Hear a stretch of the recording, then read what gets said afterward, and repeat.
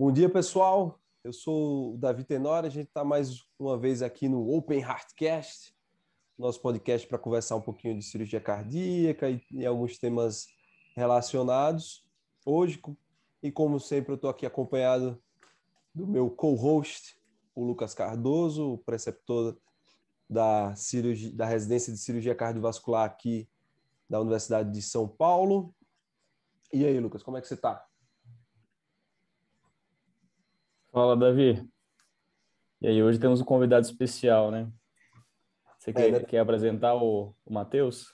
Então, não é todo dia que a gente tem alguém de Yale, da Ivy League, para estar conversando com a gente. Agora é oficial, né? Agora, até começar ainda é R0, né? Mas eu acho que já dá É para verdade. dizer. Já tem a cartinha do match, já está valendo. Já. Já é residente de clínica médica de Yale. O Matheus Simonato é um cara que faz muita pesquisa na área de valve em valve, fez a graduação aqui na Unifesp e é um parceiro aí de alguns anos aí de luta e está dando a honra aqui de vir aqui no nosso podcast para conversar um pouquinho de cirurgia cardíaca e um pouquinho de cardiologia e um muito de vida, né? E como é que você está, Simonato? Tudo bem, graças a Deus. Obrigado, gente, pelo convite. É um prazer estar aqui com vocês. Davi já se conhece há muito tempo, já trabalhamos juntos. Dá para ver o livro aí, o manual no fundo aí. Isso, tá aqui, ó. Olha ele aí. Participei de 2 capítulos aí do manual em 2014, então desde aquela época a gente vem colaborando e tem sido muito legal. Então eu queria agradecer aí mais uma vez pelo convite de estar com vocês aqui. Então, o Matheus não é um cara normal, né? O cara que está em Yale não é um cara normal. O Matheus tem 627 citações acho que até o momento do que ele aplicou. O cara que tem um índice H de 12, né? É um currículo para o cara que está começando a carreira de professor associado numa grande universidade. Mas o cara tá R0, ainda não entrou nem na residência. Então é algo admirável. Eu queria saber primeiro, assim, aliás, eu até já sei, mas para o pessoal que ainda não te conhece, Matheus, como foi que tu começou a galgar essa carreira de pesquisa? Onde é que foi teu primeiro contato?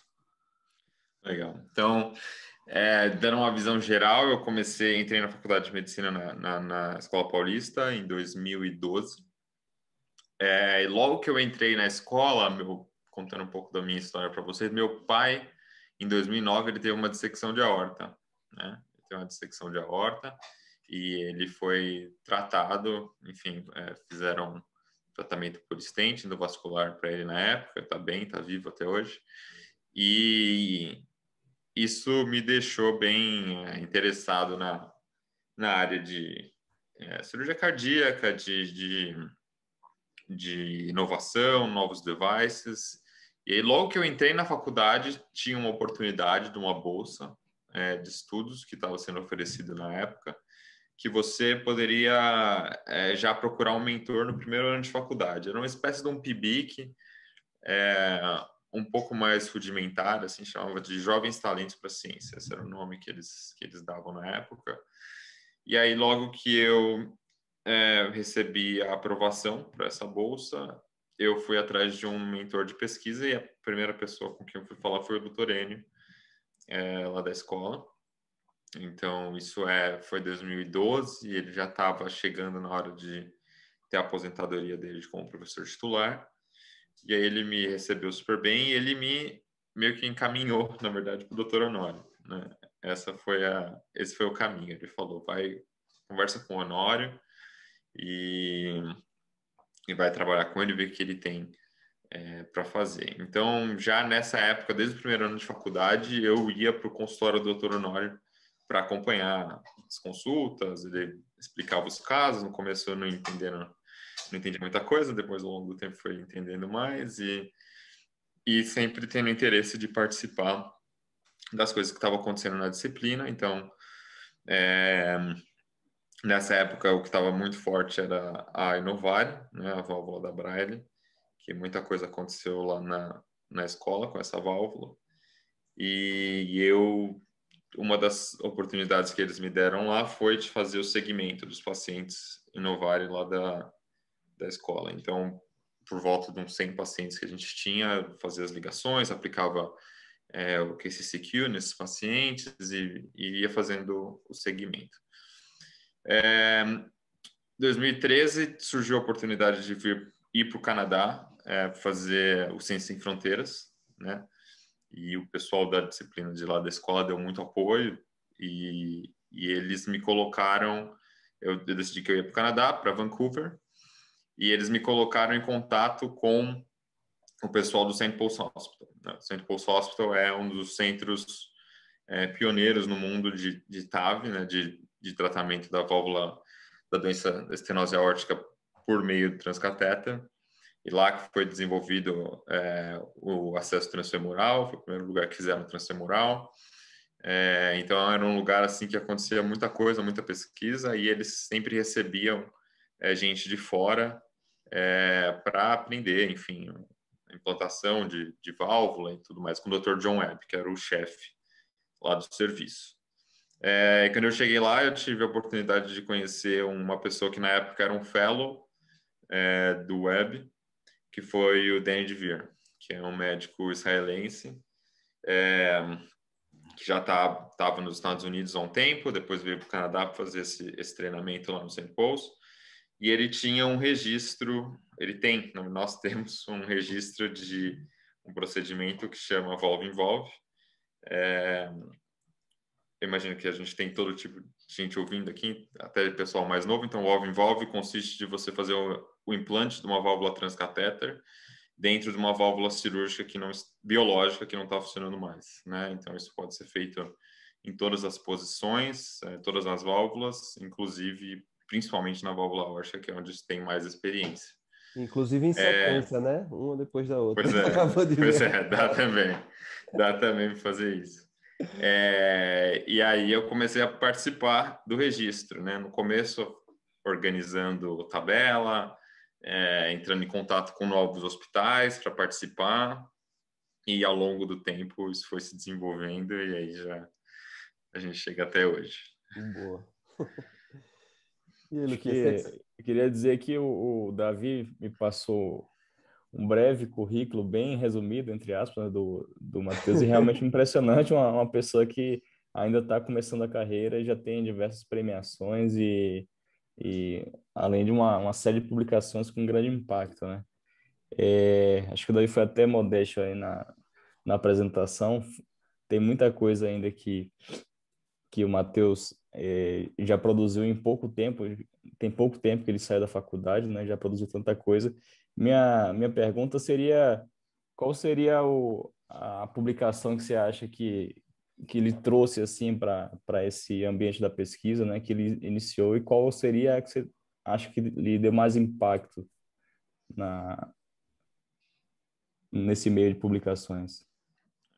Beleza. Então, acho que o que começou, assim, a primeira publicação foi em 2014, que foi a experiência essa experiência que eu tinha falado para vocês no começo da escola, que a gente publicou no Neurointervention, com o Dr. Diego e com o Dr. Honório, que foi, assim, a primeira vez, foi a minha primeira publicação e foi a primeira que eu vi, assim, meu nome escrito no trabalho. Isso deu um gosto muito grande, você vê no PubMed seu nome, de uma coisa que você participou, tá? Isso acho que deu uma motivação muito grande, né? E aí uma coisa assim que foi muito legal do trabalho com o Danny é que, além dele, ele acho que entendeu que eu queria me desenvolver como pesquisador. Então, além desse trabalho mais que a gente fala que é menial, né? Que é um trabalho mais assim de você ficar limpando tabela e esse tipo de coisa, que é um trabalho um pouco mais chato, ele me deu o privilégio também de liderar os meus próprios trabalhos, né? Então, em 2016, eu tive a minha primeira publicação como primeiro autor, que foi no Circ Interventions, foi uma publicação descrevendo o posicionamento correto da válvula transcatéter, em termos de profundidade, para você ter um bom resultado hemodinâmico. Então, essa foi a minha primeira publicação, é a que é mais citada até hoje. Em termos de maior impacto, com certeza a maior publicação que eu tive foi agora ano passado, que a gente publicou no Circulation. Eu fui o primeiro autor dessa publicação, descrevendo o resultado de Valve e Valve Ring mitral. Então, a gente teve mais de 1.000 casos que a gente coletou de quase 100 hospitais. E a gente descreve desde as complicações do procedimento até a parte da hemodinâmica, um segmento aí de médio prazo, até 4 anos a gente descreveu, e mostrando as vantagens do procedimento, as fraquezas do procedimento. Lógico que são dados retrospectivos, dados observacionais, mas que eles trazem, acho que, bastante riqueza. A gente teve a participação muito grande. O segundo centro que mais enviou casos foi o INCOR, né, foi o Henrique e o Dr. Honório que participaram com a gente nessa publicação, e sim, foi muito legal. Foi uma honra poder colaborar com eles e ter um trabalho tão importante aí que a gente conseguiu botar no mundo aí. O que eu acho legal assim dessa tua parceria com o Dani foi justamente o que você falou de, não, ele te deixa ter protagonismo, mas um passo à frente disso, o que seria o mínimo é a honestidade do cara com o colega mais novo, né? Porque não é incomum do cara, de um assistente sênior, alguém mais velho, usar, né, o trabalho do cara mais jovem e não trazer para ele o mesmo prestígio, né? O cara faz o trabalho todo e acaba saindo como primeiro autor, uma pessoa que na verdade não foi o primeiro autor, né? Então, pô, isso eu tiro o chapéu pro Danny.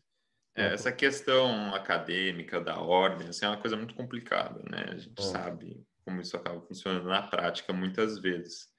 E a gente, assim, acho que uma coisa que foi muito legal dessa experiência e tem sido muito bom foi a questão de ser gradativo mesmo. Então, nas primeiras publicações, ele foi me incentivando a ir atrás de como fazer estatística, de como desenhar as figuras, aprender mesmo como você monta um trabalho do zero até você ter aquela unidade ali que está pronta para ser publicada, né? Eu acho que para o pessoal mais novo que está começando, acho que são duas coisas que são importantes. Primeiro, você ter um ajuste de expectativa, né? Dificilmente você vai começar seu primeiro trabalho e já publicar no Circulation, no European Heart Journal, no JACC.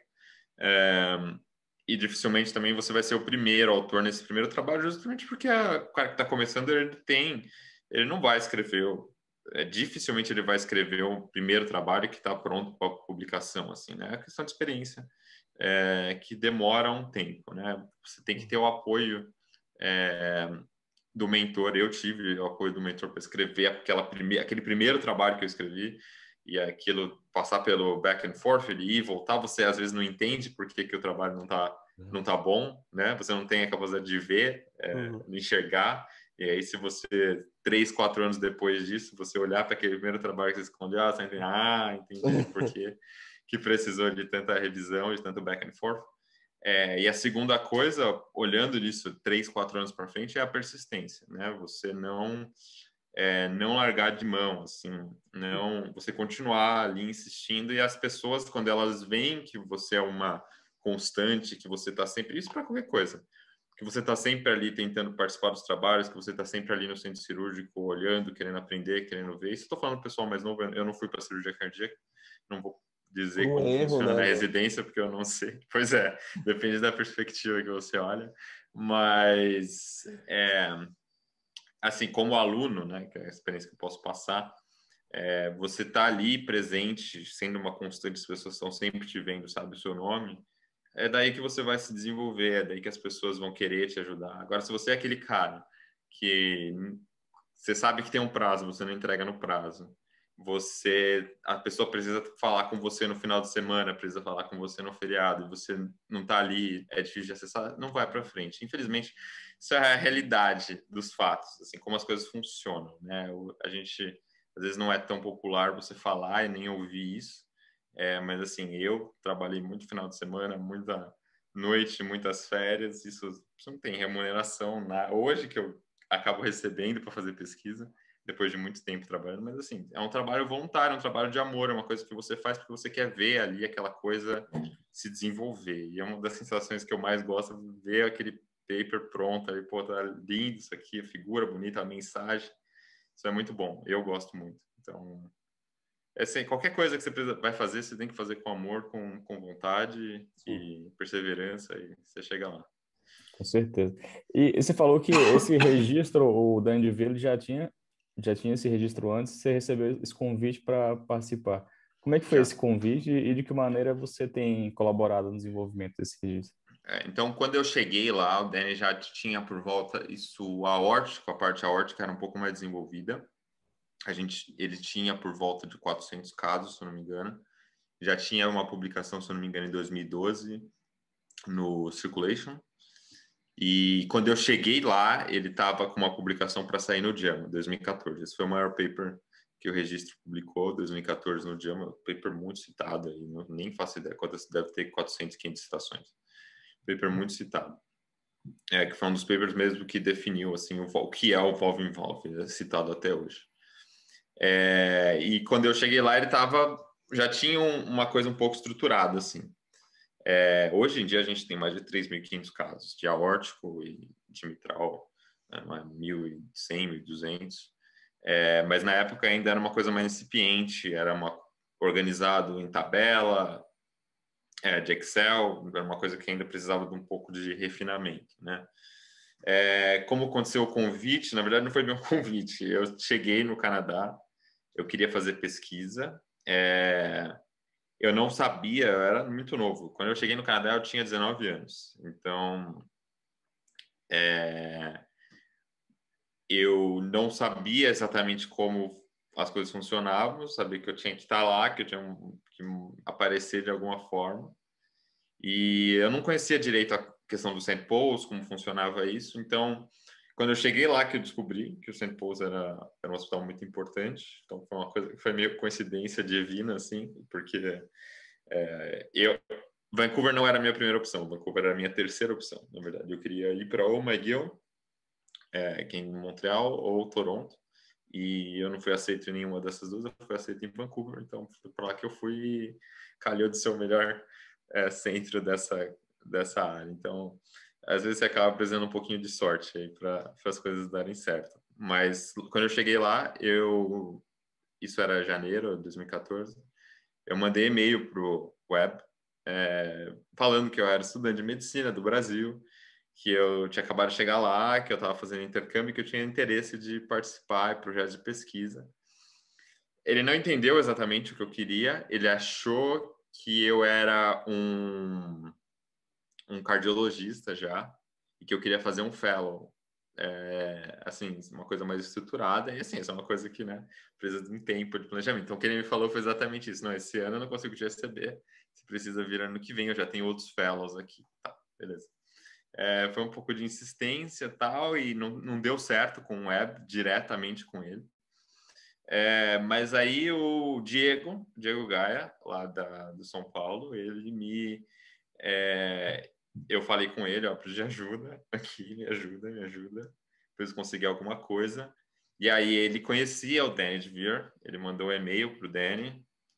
Eu tenho essa mensagem salva no Facebook, assim, você me deve uma, olha seu e-mail. Aí chegou o e-mail do Danny falando, vem aqui amanhã, vamos sentar, conversar, tal. Aí eu fui lá, falei quem eu era, o que eu queria fazer, que eu era totalmente voluntário, não precisava de nada, eu tinha uma bolsa que me tinha sustento para mim, era garantido, então eu só queria trabalhar, podia ir qualquer hora lá, tal. E beleza, aí já me mandou uns papers para ler, eu fui lendo, não entendia muita coisa, foi uma introdução. Eu lembro que ele mandou assim, partner trial, essas coisas, para eu ler e tentar entender e tal. E aí foi isso. E aí foi aquela coisa, eu ia... no Canadá eu estava fazendo um programa de intercâmbio, então era assim, o Ciência Sem Fronteiras era estruturado de uma forma meio engraçada, então tinha esse nome, Ciência Sem Fronteiras, mas na verdade se você fosse seguir o programa exatamente como estava estruturado, você ia fazer 8 meses de aula, salário de aula, e 4 meses só de pesquisa, né? Que é muito pouco, 4 meses você não faz nada. Então, e as aulas eram uma coisa assim, num sistema americano, eu não era a escola de medicina, então era aula, tipo, era uma coisa, eles me colocaram num curso que era tipo uma fisioterapia, assim. Era uma fisioterapia misturada com educação física, chama kinesiology, que não tem no Brasil. Mas era uma coisa meio assim, nada a ver, tal. E que eu tava falando, desculpa. Kinesiology. É que você queria Isso, seguir do no... Kinesiology. Então era assim, era alguma coisa, tinha aula 3 vezes por semana, a aula durava 1h30, e era isso, o resto do seu tempo era livre. Era o tempo para você estudar, para fazer só, ok. Isso eu fazia 4 aulas, era full time, assim. Então era muito engraçado, você não tinha muito... Se você não fosse atrás de outras coisas, você não tinha o que fazer. Então, meu tempo, basicamente, eu passava todo no hospital. O ano inteiro. Em janeiro eu já comecei indo, e eu assistia a aula, pegava o ônibus, ia para o hospital, via... De sexta-feira era o dia do TAV, então via 3 casos. Na época, você ter 3 TAV por semana era bastante coisa, Pô, né? Em termos de volume, assim. é o que a gente tá tendo na pandemia aí. Pois é. Então, e assim, lá é uma cidade muito menor que São Paulo, né? Então eu via os casos, aprendia. Dos outros dias era coronária, outras coisas, fechamento de CA, sei lá. E ia trabalhando com o DN nas coisas que ele precisava. Então eu tive um trabalho lá, que foi o meu segundo trabalho publicado, no European Heart Journal. O nome está lá no meio. Que eu tinha que medir, era fluoroscopia, eu tinha que medir o tamanho da artéria femoral para ver o acesso. Era uma comparação do Proglide com o Prostar, que acho que não existe mais. Só o Proglide. Ia fazendo, procurando oportunidades lá. E assim, eu nem lembro qual era a pergunta mais, desculpa. E aí o registro foi junto disso. Então ele me deu acesso aos dados, eu comecei a limpar os dados, ver as inconsistências, as coisas que precisava entrar em contato com os centros, os erros, conhecer mesmo a tabela e limpar esses dados, porque precisava. Assim, os dados não estavam tão organizados, precisava de mais organização, de melhorar. Isso foi crescendo. Assim, hoje em dia a gente tem um CRF dedicado, a gente não usa mais o Excel, graças a Deus.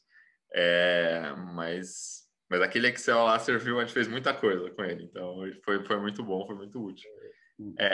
E aí as coisas foram assim, naturalmente, você estando lá, se você está lá todo dia, as coisas naturalmente vão acontecendo, elas vão crescendo, não é imediato, mas elas vão acontecendo.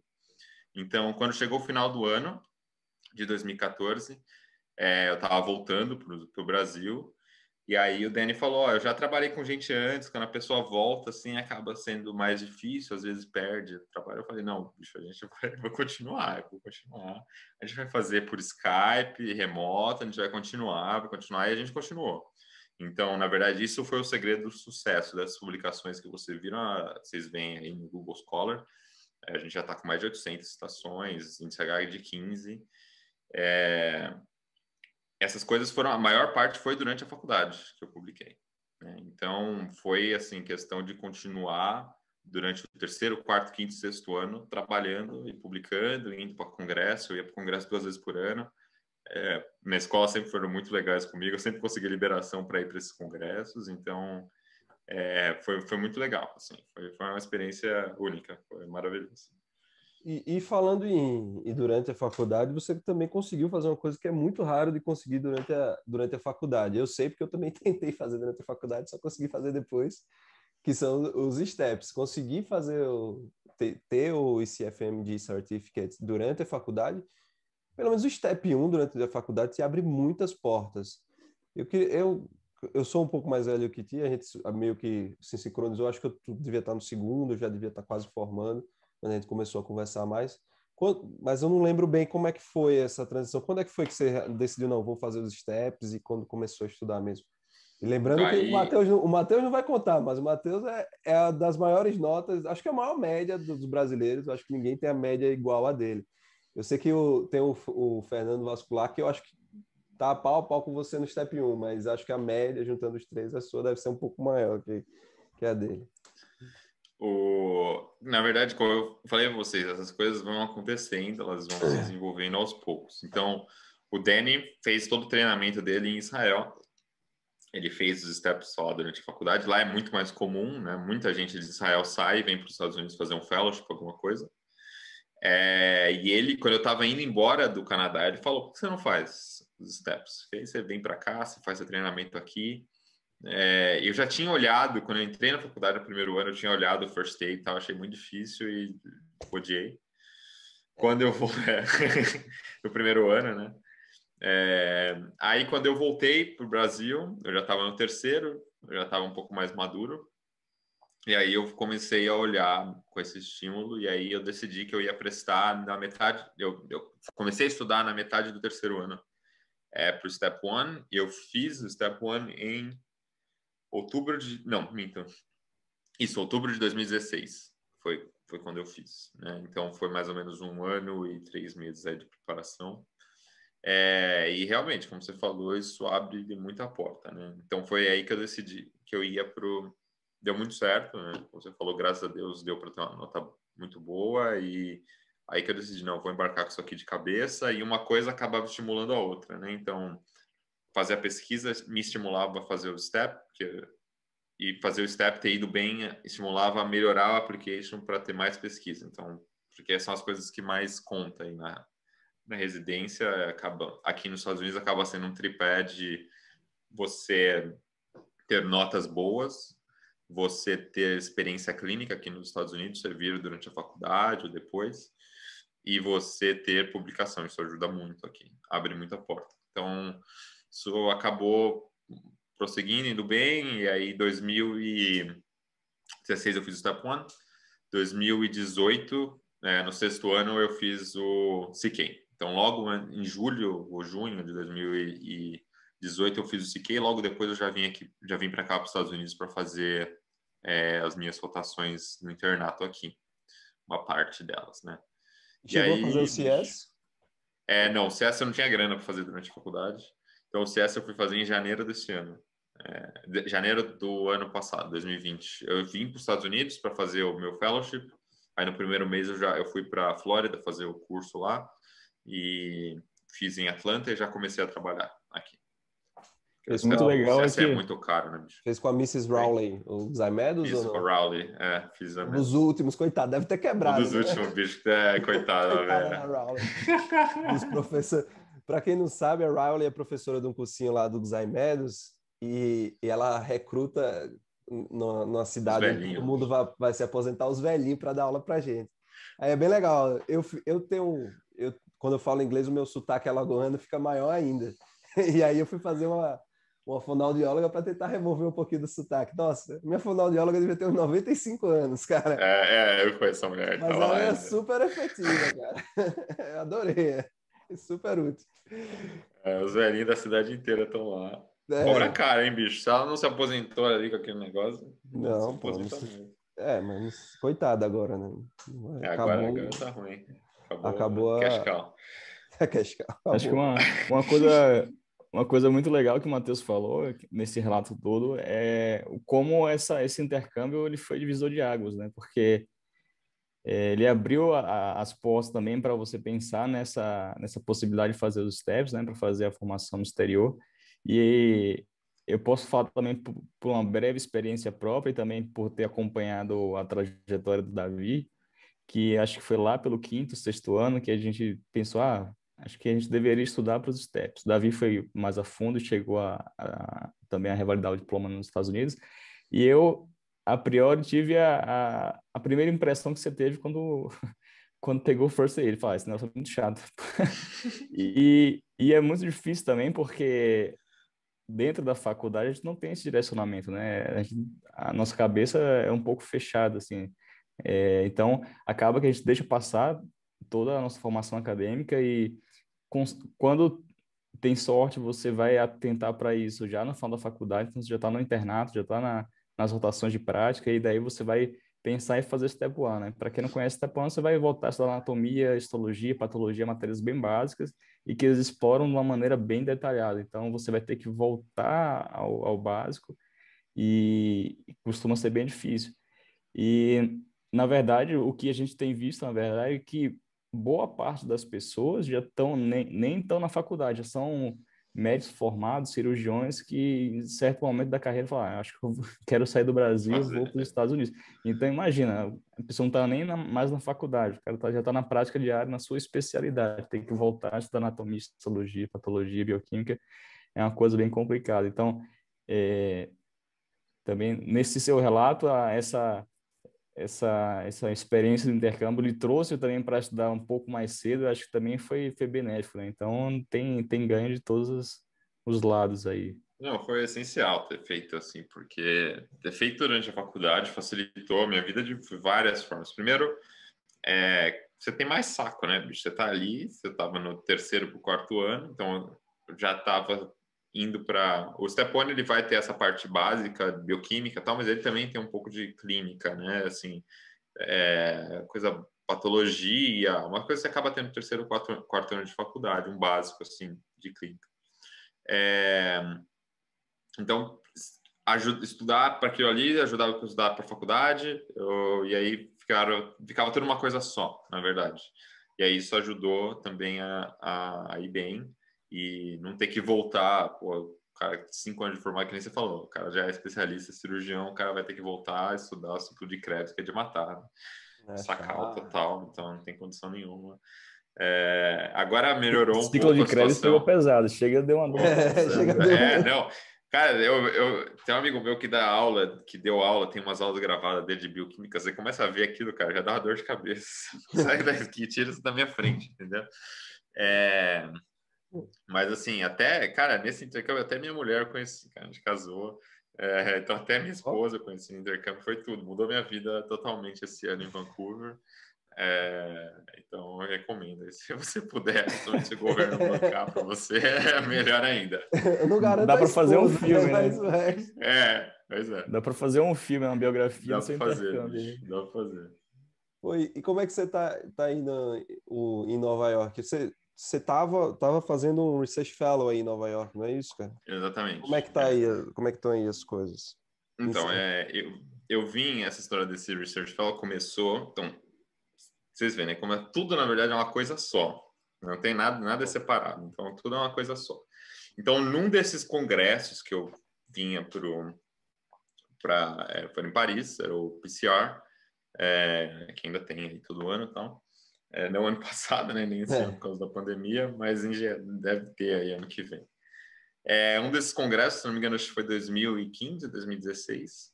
Eu apresentei lá um abstract e tal, alguma coisa. E aí teve um evento de uma empresa, assim, uma empresa israelense, e o Danny acabava sempre que tinha um evento desse. Outra coisa legal de ter um mentor é que eu não tinha muita grana, então sempre que tinha algum jantar, alguma coisa, acabava indo na cola, né? O Danny estava indo, ninguém ia falar não, pro moleque que estava junto, ninguém ia falar, não, você não vai comer, né? Então eu acabava indo junto. E aí, num desses eventos, eu conheci um médico americano, que na verdade ele é israelense e americano junto, né? Família daqui, ele morou em Israel, fez faculdade de medicina em Israel, e hoje ele trabalhava em Nova York, nessa organização de pesquisa, que é a mesma organização que faz o TCT, que é a Cardiovascular Research Foundation. Esses caras desenham tudo quanto é clinical trial, desenharam partner trial, co-op trial, e outros trials de stent, aí Excel trial, que vocês gostam bastante. Opa! Então, vários desses estudos clínicos.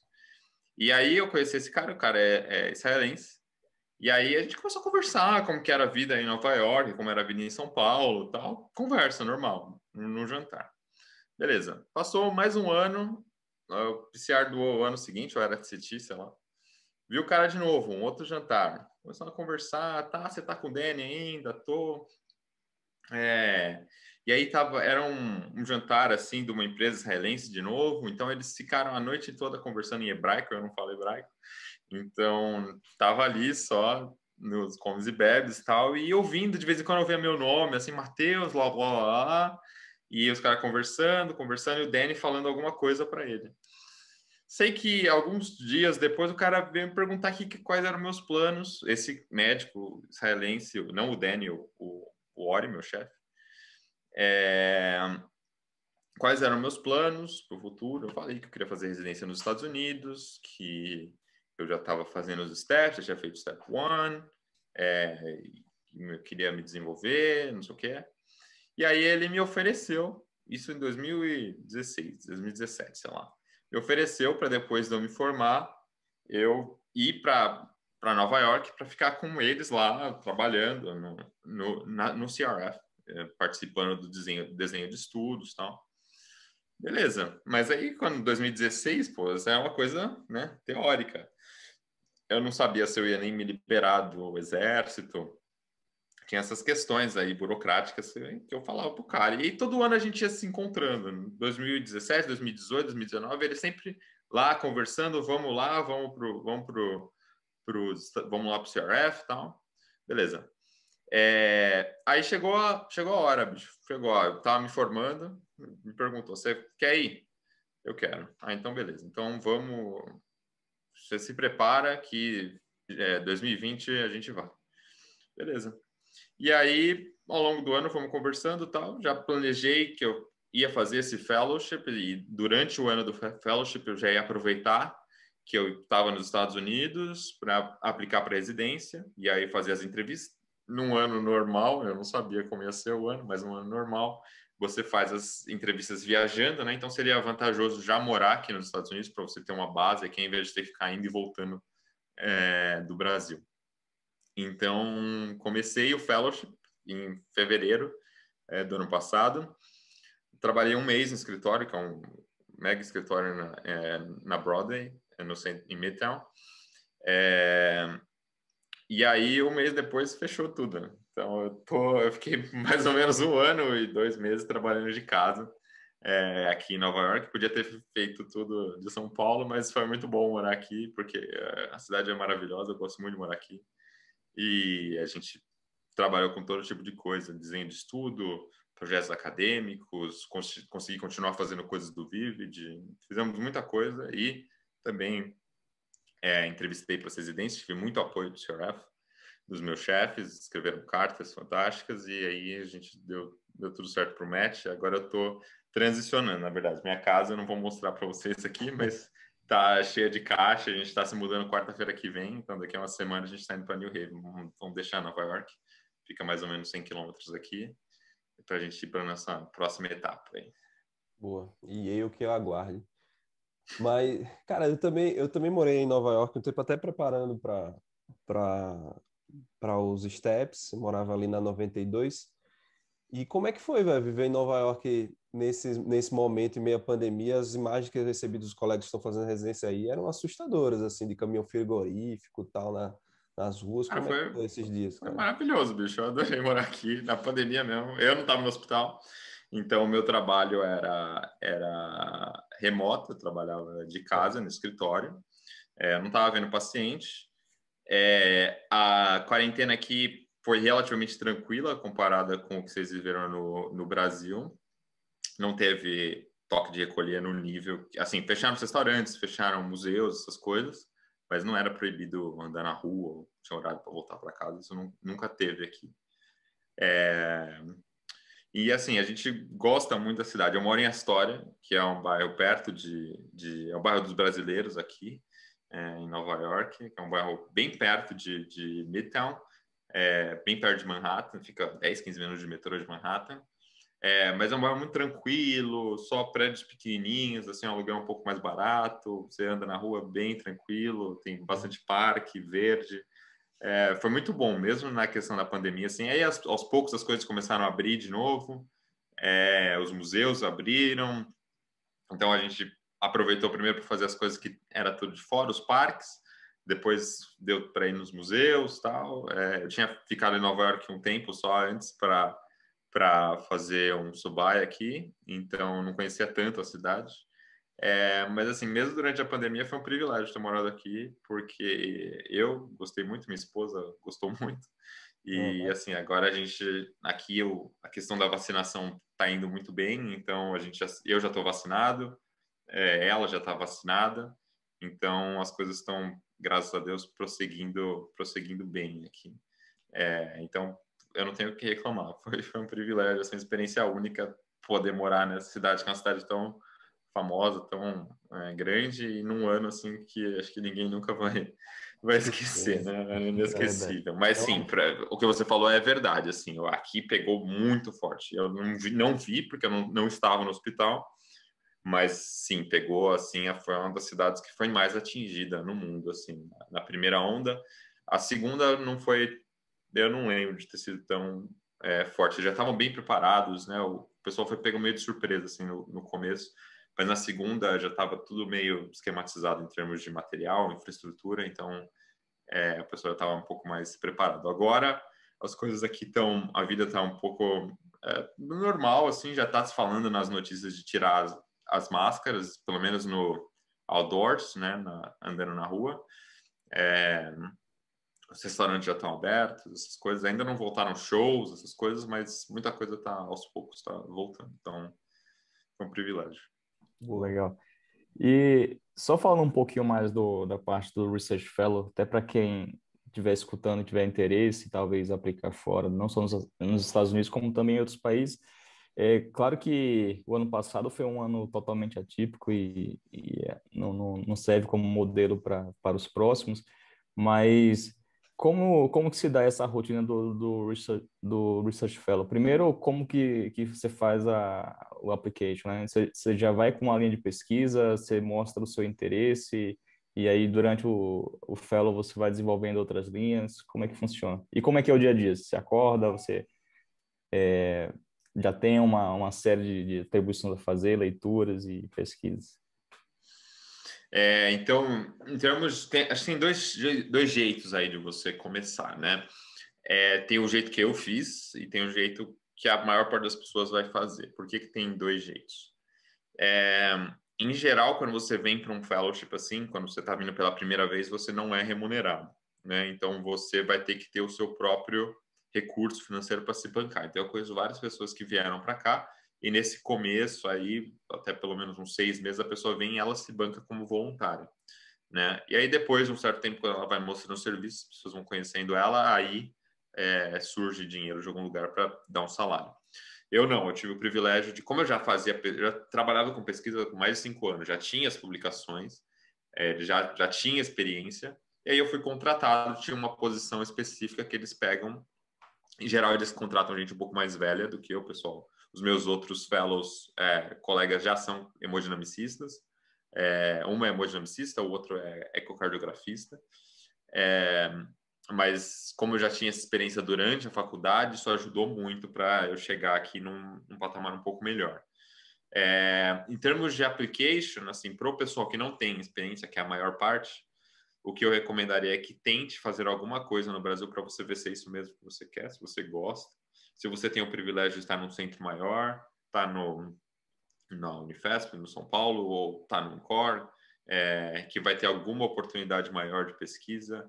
É bom você se envolver, né? Você não vai... Eu estou falando mais para o pessoal que é estudante, que não já se formou ainda. Tem gente que já se formou e quer fazer, é um pouco mais difícil nesse caso, mas não é impossível.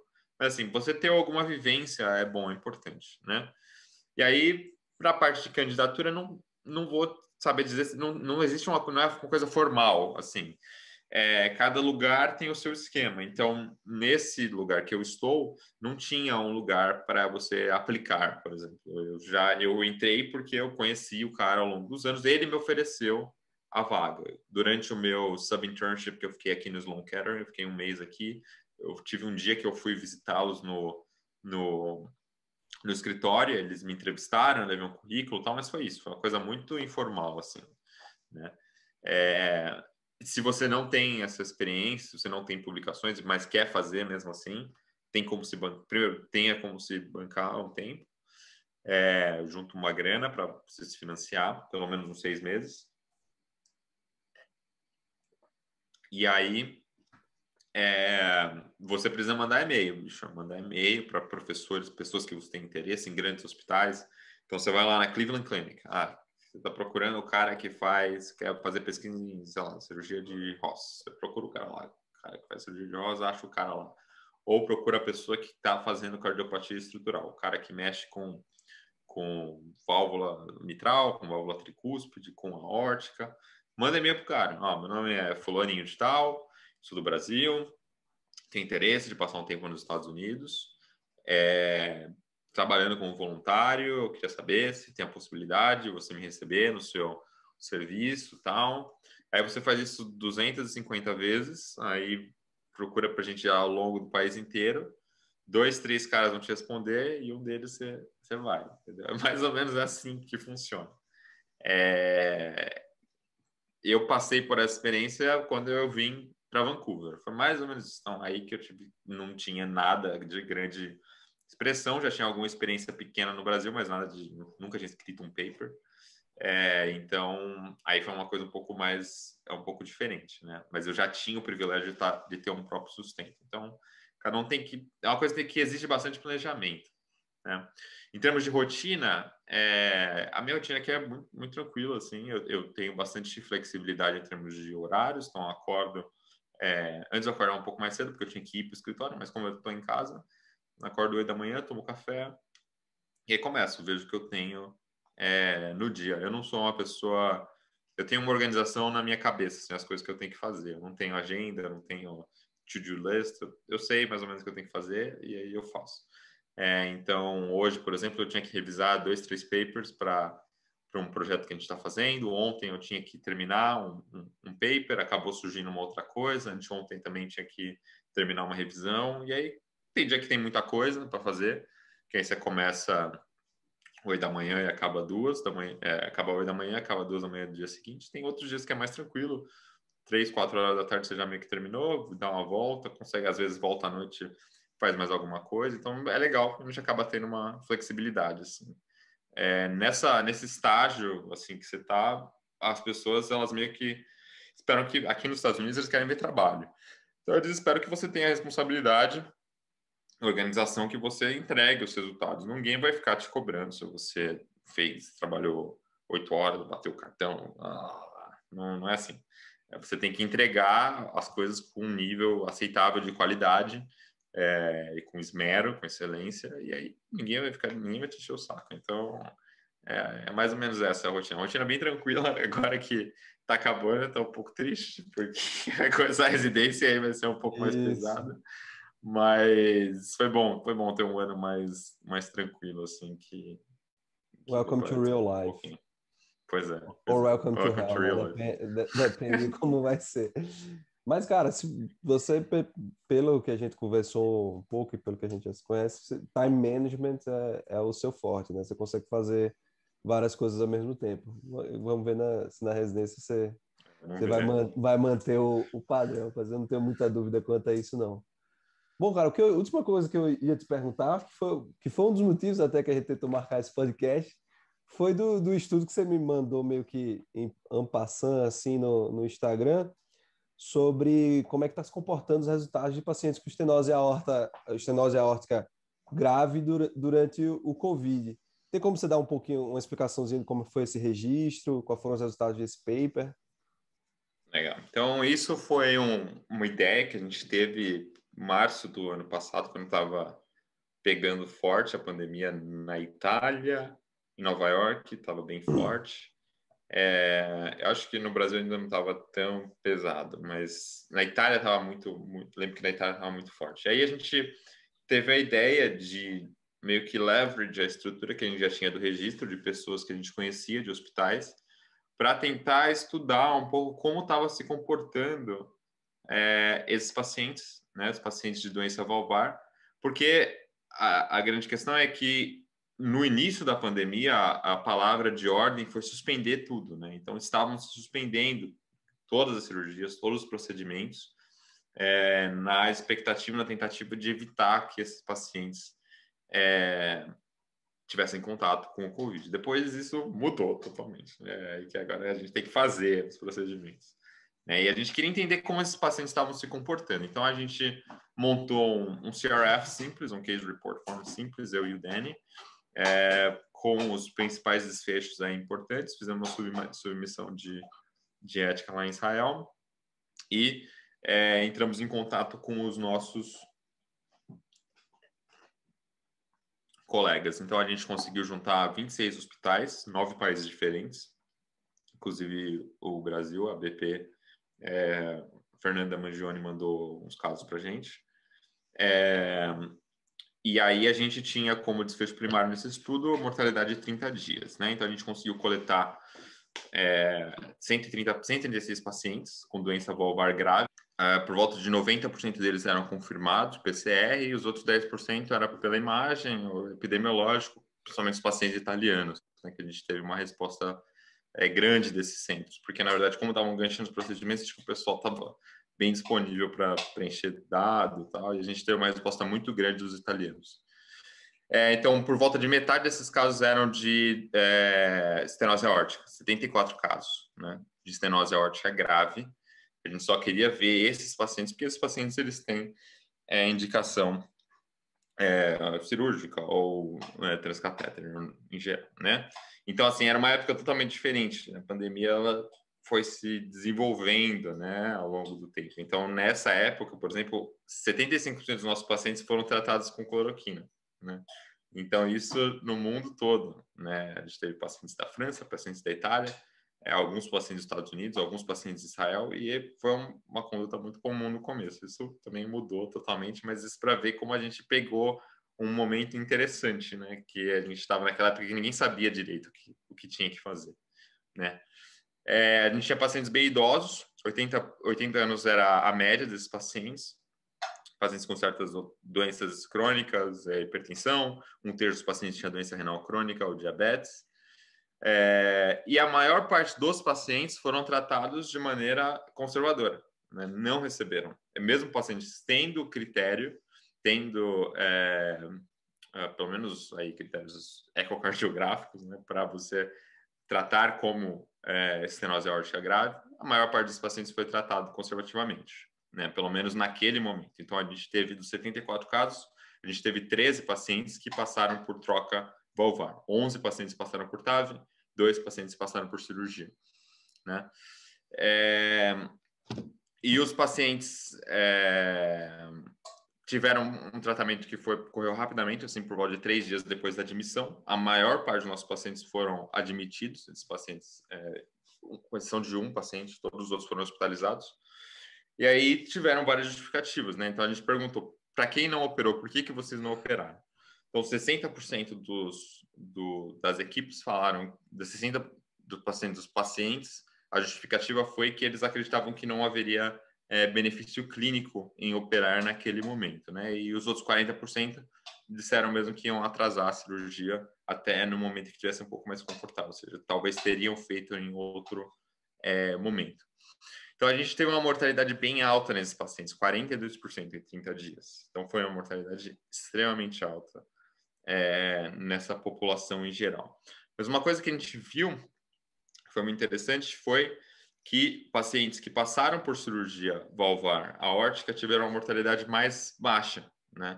Então, pacientes abaixo de 80 anos que tiveram a válvula tratada tiveram uma mortalidade de 11% em 30 dias. Os pacientes abaixo de 80 anos que foram tratados conservativamente tiveram uma mortalidade de 23,5%. Pacientes acima de 80 anos que foram tratados com cirurgia, 16,7% de mortalidade. Pacientes acima de 80 anos que foram tratados conservativamente, ou seja, não teve troca valvar, tiveram mortalidade de quase 60%. Então, a gente tem várias críticas que a gente pode fazer ao nosso estudo, né? Foi um estudo retrospectivo, observacional. Então, a gente tem, obviamente, vários biases, né? Vários vieses aí quando você vai fazer esse tipo de análise, principalmente de mortalidade. Mas, assim, esses pacientes, eles tinham...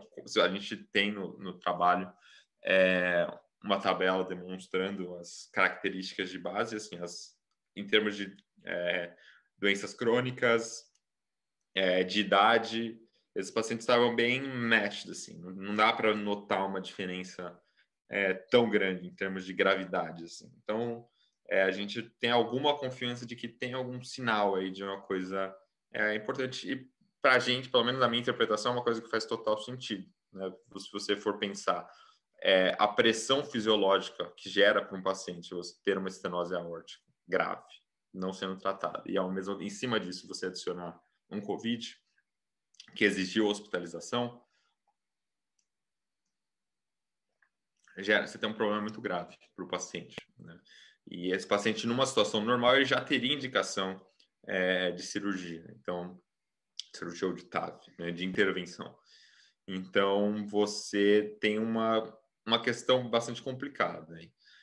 Esse paper foi publicado no Structural Heart como uma Research Correspondence. Já está disponível aí para leitura. Em termos de relevância nesse momento, eu acho que a mensagem que é importante é que existem formas da gente intervir nesses pacientes, evitar de atrasar essas cirurgias, principalmente em questão de TAB, a gente tem procedimentos que a gente consegue fazer uma estadia um pouco mais curta no hospital, existem já protocolos de você evitar a contaminação, e a gente tem outros dados que demonstram, já antes da pandemia, que demonstram que você atrasar a cirurgia não tem bons resultados, né? Um paciente que tem indicação. Então, acho que isso foi uma contribuição que a gente pôde dar aí na pandemia. Poderia ter dado outras, mas essa foi a que a gente conseguiu dar aí para, pelo menos, uma contribuição histórica aí que a gente vai ficar. A gente, eu não sei como é que está aí nos Estados Unidos, mas a gente no Brasil, a gente está naquele momento de amadurecimento de lidar com esses pacientes de Covid, que a gente está começando a se questionar realmente. E aí, né? A gente tem uma mortalidade alta de doenças cardiovasculares, Covid tem uma mortalidade considerável, mas como é que a gente vai lidar com esse novo patamar? E a pesquisa que vocês trouxeram traz, assim, oxigena um pouco o cérebro para a gente tentar mudar esse paradigma, né? A inércia que a gente tá vivendo está angustiando a gente, né? A gente é cirurgião, a gente está acostumado a querer resolver, querer solucionar os problemas e é difícil ver os doentes evoluindo mal, né? A gente é testemunha, a vivência que a gente tem é coerente com os dados que vocês trazem. Acho que o Lucas, que está numa posição aí de management um pouco mais sênior do que eu, pode talvez dar como é que é a perspectiva dele, que ele imagina como serão os nossos próximos dias. Na verdade, acho que essa é uma questão que desde que começou a pandemia, acho que não só no Brasil como todos, que o surto chegou em todos os países, né? Aqui no Brasil, principalmente de abril, maio do ano passado, que a gente vem nessa discussão, né? Desde o começo, a ideia, como o Matheus bem falou, era fechar tudo, né? Tava todo mundo assustado, queria conter o surto. Mas desde o começo a gente não sabia ainda qual era o impacto, né? A gente não sabia que iriam morrer 3 milhões de pessoas depois de 12 meses de pandemia, mas ainda assim a gente tava todo mundo muito assustado e optou-se por fechar tudo, mas sempre houve essa crítica, né? Ah, mas vai fechar tudo? Tem pacientes que estão infartando, tem pacientes que têm câncer, tem pacientes estão tendo AVC, etc. Assim, doenças que são fatais, que todos os anos já tem uma carga alta de mortalidade e, de certa forma, esses pacientes estão deixando de ser tratados. Mas eu acho que esse paper ele traz não vai definir um ponto de vista, claro, mas eu acho que ele traz uma luz, né, principalmente para quem está nessa posição de gestão, né, quem está na posição de comando para tentar argumentar uma melhor saída. E é isso que a gente tem visto agora, depois de um ano de pandemia, como tem sido o planejamento, né, como priorizar os pacientes. Claro que a população abordada, né, foram os pacientes que têm estenose aórtica grave que foram hospitalizados pelo Covid, né, tem outra Yes. a maior porcentagem possivelmente estava em casa, né? Não contraiu Covid. A gente sabe que numa população normal, 20% necessita de hospitalização e desses 20%, 15% vão precisar de terapia intensiva. Claro que pacientes que têm uma comorbidade como estenose aórtica grave deve ter uma porcentagem maior de hospitalização, né? Porque, como o Matheus falou, já tem essa pressão da própria doença. Mas eu acho que muito mais de ter noção de que essa mortalidade desses pacientes vai ser muito alta caso ele contraia a doença e não seja tratado da sua doença de base, né?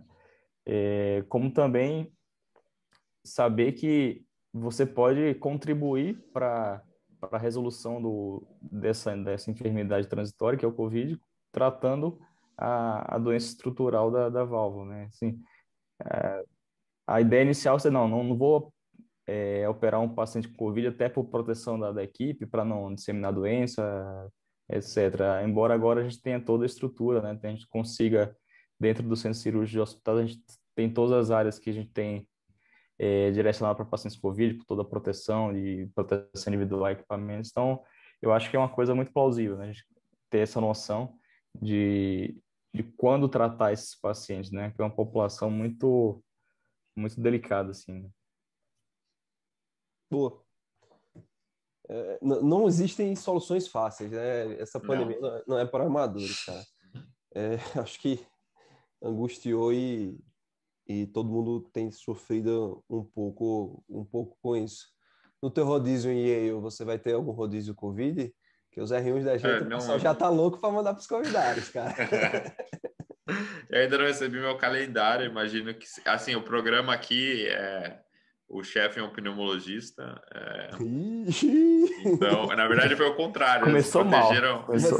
Eles protegeram bastante os residentes, assim, durante essa parte. Mas eu não tenho restrições em relação a isso. Então, até... Não, cara. Para aprender.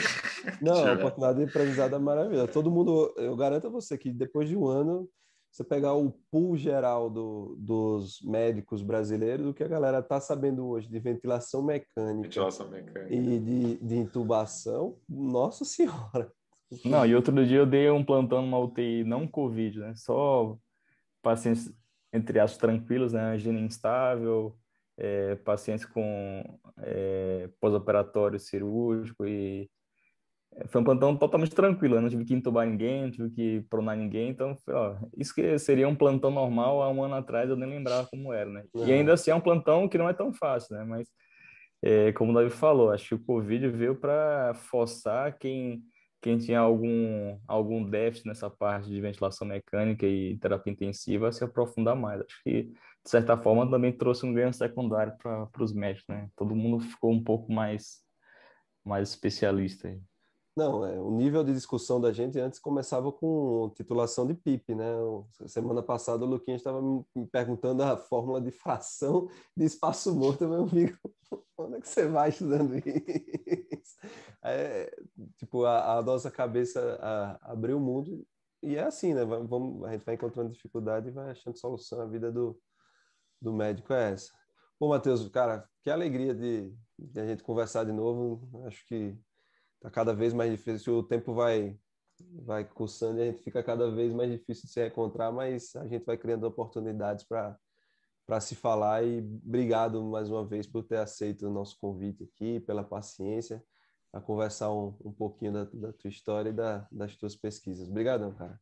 Devendo Obrigado mais a vocês. Davi, Lucas, abraço para vocês. Obrigado novamente pelo convite aí. Um abraço, Matheus, e parabéns pela história inspiradora, pela trajetória. Eu acho que quem analisa uma biografia retrospectivamente, acho que é tudo planejado, né? Então, hoje a gente desmistificou isso, viu que exige muito esforço, né? Você tem uma oportunidade, você vai correndo dia a dia atrás dessa oportunidade e vai conquistando seu espaço. Então, parabéns desde o início aí, do primeiro intercâmbio em Vancouver até agora em Nova York e New Haven. Então, o futuro aguarda grandes conquistas aí. Meus parabéns. Deus quiser. E continue inquieto e dá tempo de voltar para a cirurgia cardíaca. Falou, galera. Tchau, tchau.